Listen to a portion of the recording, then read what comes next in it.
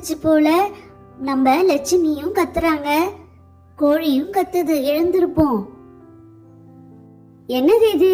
நம்ம லட்சுமி சத்தம் கேட்டு கோழி சத்தம் கேட்டும் இப்படி நல்லா தூங்குறாங்க இழுத்து போத்திக்கிட்டு. இந்த பசங்களும் பாரு நல்லா ஆட்டம் போட்டுட்டு இப்பதான் நல்லா தூங்குதுங்க.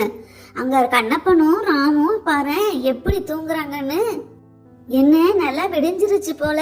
அதான் அத்தை ஏதோ தனியா பேசிட்டு இருக்காங்க. நம்ம எழுந்திருக்கலைன்னா நம்மள நல்லா திட்டுவாங்க. எழுந்துடுவோம். அத்தை, இன்னைக்கு என்ன நீங்க சீக்கிரமா எழுந்துட்டீங்க?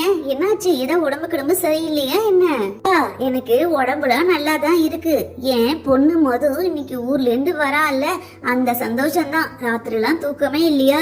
நம்ம லட்சுமி கத்துனதும் உடனே எழுந்துட்டேன். சீக்கிரமா நம்ம வீட்டுல எல்லா வேலையும் பார்க்கணும் இல்லையா? என் பொண்ணு வந்தா வீடே சுத்தமா இருக்கணும்.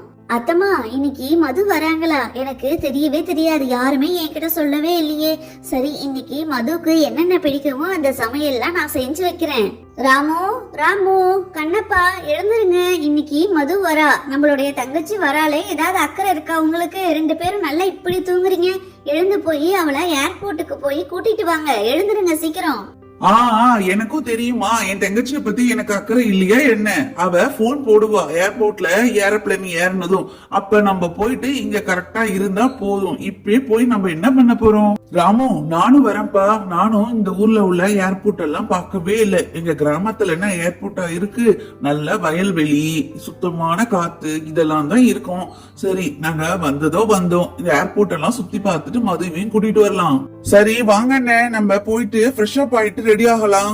அண்ணே, இன்னைக்கு மதுவுக்கு என்ன பிடிக்குமோ அது அத்தனையும் செய்யலாம். நீங்க எனக்கு காய்கறி எல்லாம் நறுக்கி கொடுங்க. நான் அப்படியே சீக்கிரமா எல்லா சமையலையும் முடிச்சிடுவேன். சரி சீதா, நான் காய்கறி எல்லாம் சீக்கிரமா கட் பண்ணி தரேன். நீ நல்லா சமையல சீக்கிரமா முடிச்சிடு. அப்புறமா மது வந்த பிறகு சரியா செய்யலன்னா அத்தை திட்டுவாங்க.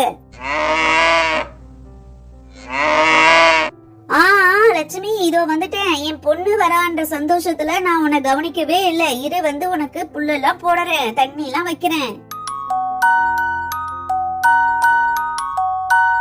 அப்பா, நல்ல வேளை நம்ம வீட்டுக்கு வந்தாச்சு. அம்மா என்ன செய்யறாங்க?